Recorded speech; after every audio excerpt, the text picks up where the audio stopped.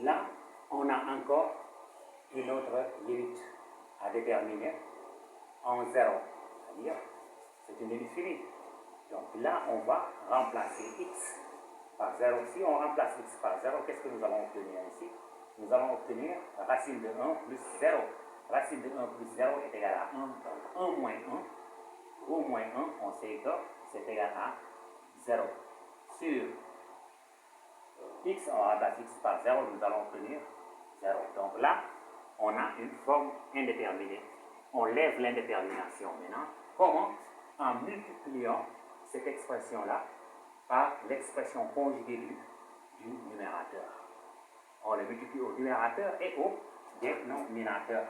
Donc, on va obtenir limite quand x tend vers 0, 2, racine de 1, plus x, moins 1.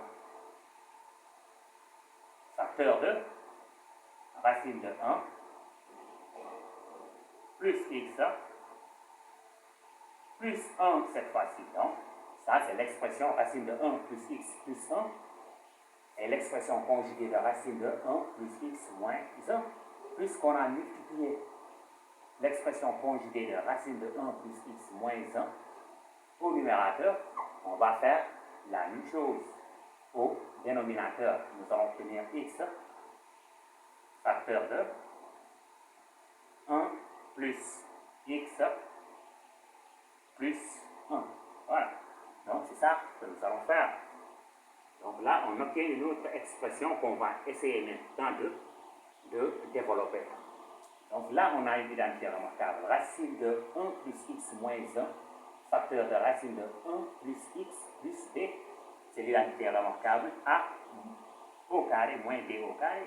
C'est-à-dire a plus b, facteur de a moins b. Donc là, on va l'appliquer. Donc on aura limite quand x tend vers 0 de racine de 1 plus x, le tout au carré, moins 1 le tout au carré. Le tout au carré, on sait très bien que c'est égal à 1. Le tout sur x, racine de 1 plus x plus 1. Là, on va développer en 0, racine carrée de 1 plus x, le tout au carré, c'est égal à x plus 1, ou 1 plus x. La limite quand x tend vers 0 de cette expression maintenant, on réduit cette expression-là, nous allons obtenir valeur absolue de 1 plus x en 0, c'est positif. Donc, racine carrée de 1 plus x, le tout au carré, c'est égal à 1 plus x moins 1 au carré, ça vaut 1 sur x de 1 plus x plus 1. Donc, c'est ce que nous allons obtenir. Là, si on continue les calculs, nous allons obtenir limite quand x tend vers 0. 1 moins 1, c'est égal à 0, ça va rester x sur racine de 1 plus x plus 1. Facteur de, pour ne pas oublier ces x là. Voilà. Facteur de x. Donc là, on produit, la multiplication est commutative. Donc le x, je l'ai amené ici. Donc là, on a racine de 1 plus x plus 1, le tout facteur de x. Maintenant, qu'est-ce qu'on fait? On simplifie les x. Si on simplifie les x, qu'est-ce qui va rester? On aura limite quand x tend vers 0 de 1 sur 1 plus x plus 1. Donc c'est ça que nous allons obtenir. Si on insère le 0 maintenant, nous allons obtenir racine de 1 plus 0. Racine de 1 plus 0, c'est égal à 1.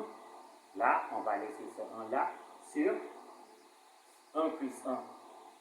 Alors ici, si on remplace x par 0, nous allons obtenir racine de 1. Racine de 1 est égal à 1 plus 1. 1 plus 1, ça va nous donner 2.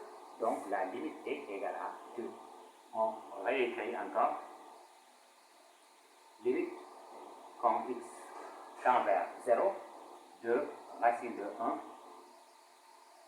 plus x moins 1.